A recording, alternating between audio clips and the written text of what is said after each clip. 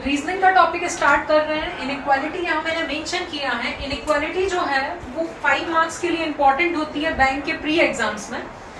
फिलहाल यहाँ पर ये समझते हैं मार्किंग के अलावा कि इनइक्वालिटी के 2 टाइप होते हैं। पहला हो गया डायरेक्ट इनइक्वालिटी, दूसरा हो गया coded inequality. Now direct inequality, coded inequality दोनों को सॉल्व करने के लिए तरीके सेम होते हैं, लॉजिक सेम होती है, अप्रोच सेम ही होती है। जैसे मैंने यहाँ पर बोला, हम इस टॉपिक में ये जो साइन दिए हुए हैं ग्रेटर, स्मॉलर और इक्वल, केवल हम इन 3 साइन से डील करेंगे। ये 3 साइन ही होते हैं जो आपके बाकी साइन ड्रॉ कर देते हैं। लाइक फॉर एग्जाम्पल मैंने बोला ग्रेटर, इक्वल और स्मॉलर। अगर मैं यहाँ पर ग्रेटर और इक्वल को मर्ज कर दूं तो एक साइन और बन जाता है जिसे हम कहते हैं ग्रेटर इक्वल। नेक्स्ट अगर मैं स्मॉलर इक्वल को मर्ज कर दूं तो यहाँ पर एक और साइन बन जाता है स्मॉलर इक्वल। अगर कोई साइन एग्जाम में लिखा है नॉट इक्वल, तो नॉट इक्वल का मतलब क्या हुआ? बराबर नहीं है।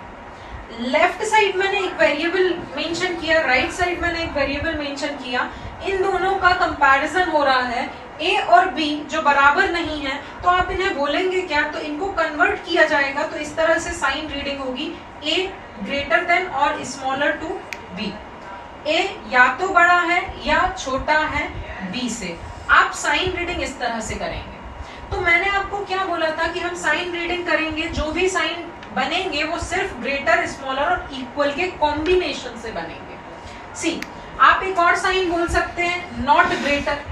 Not greater is also a sign जो आजकल एग्जाम में दिख जाता है। अब ये साइन है या डायलेमा है, इसको आप यहाँ पर देख सकते हैं। जैसे नॉट ग्रेटर बोला है, not greater that means smaller और इक्वल। क्यों? क्योंकि हमारे जो कंपैरिजन वर्ड है उसमें केवल 3 साइन ही होते हैं। कैसे? या ग्रेटर होगी एंटिटी, या स्मॉलर होगी, या इक्वल होगी। अब किसी ने कहा कि एंटिटी जो है, एक एंटिटी दूसरी एंटिटी से ग्रेटर नहीं है। ग्रेटर नहीं है तो क्या होगी? स्मॉलर और इक्वल होगी। तो यहाँ पर आपका नॉट ग्रेटर जो है वो ये दिखा रहा है कि वेरिएबल ए और बी की अगर बात हो रही है तो वेरिएबल ए जो है वो बी से स्मॉलर और इक्वल है, राइट?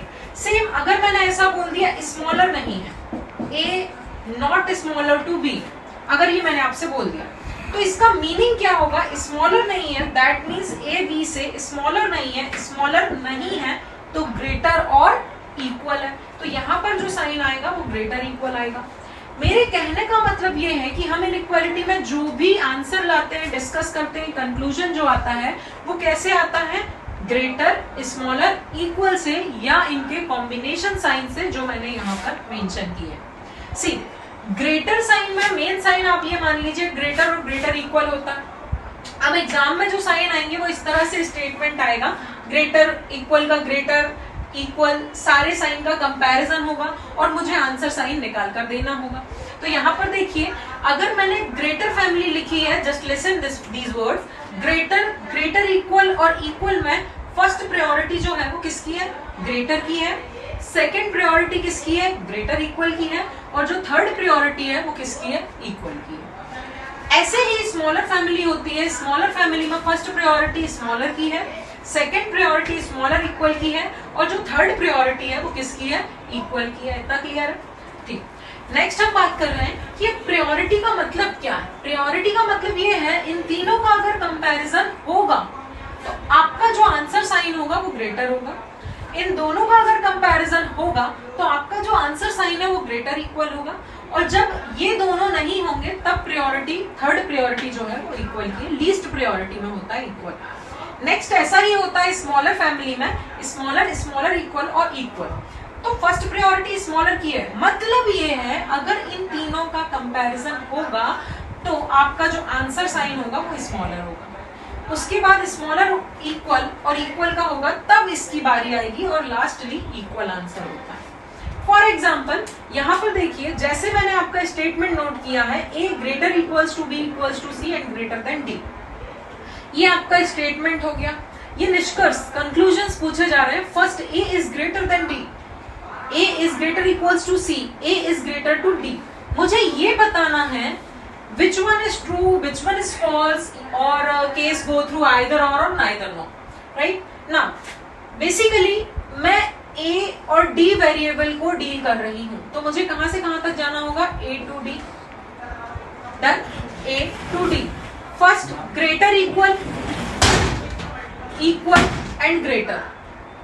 तो आप ये देख लीजिए कि सबसे पहले ग्रेटर इक्वल इक्वल की बात करेंगे तो पहली प्रायोरिटी किसकी आ जाएगी, ग्रेटर की। यहां मैंने यही बोला था अगर आप इन तीनों को कंपेयर करें तो कंपैरिजन में आंसर साइन आपका ग्रेटर निकल के आएगा। तो यहाँ पर आप कंपेयर कर रहे हैं ग्रेटर इक्वल, इक्वल और ग्रेटर को, तो फर्स्ट प्रायोरिटी किसकी आ जाएगी, ग्रेटर की।